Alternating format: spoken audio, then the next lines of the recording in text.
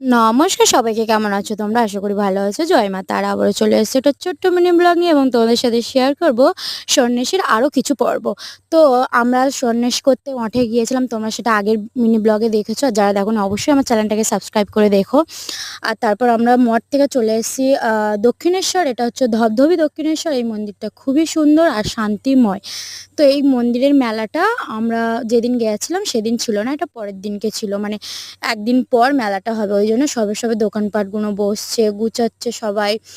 আর এই যে দেখছো এখানে মন্দিরটা কত সুন্দর। আর এটা হচ্ছে কি বলি দেওয়ার জায়গা। তো বলি হয় না ওখানে, এমনি পুজো হয়, তো বলিটা হয় বন্ধ হয়ে গেছে। আর এই যে পুকুরটা দেখছো, এখানেই সবাই স্নান টান করে এই যে গন্ডি দিচ্ছে, বাবার আরাধনা করে। আর খুবই শান্তিময় এখানে, এতটা ঠান্ডা, এতটা শান্তি, মানে কি বলবো। আর এই যে দোকানপাটগুলো এগুলো সবে সবে বসেছে, আরও দোকানপাট সেগুলো এখনো বসেনি। এই যে ঢোল, খাবার দাবারের দোকান, তারপর এই যে আমরা বেরিয়ে যাচ্ছি, পুজো টুজো আমাদের হয়ে গেছে। আর এই যে তরমুজ এখানে 25 টাকা কিলো ছিল, আর মটে 20 টাকা। তারপর ফাইনালি বাড়ি চলে আসলাম। এসে দেখতেই পাচ্ছ কালু এখন পুরো ঘুমাচ্ছে। ভালো লাগলে অবশ্যই লাইক অ্যান্ড কমেন্ট করো প্লিজ।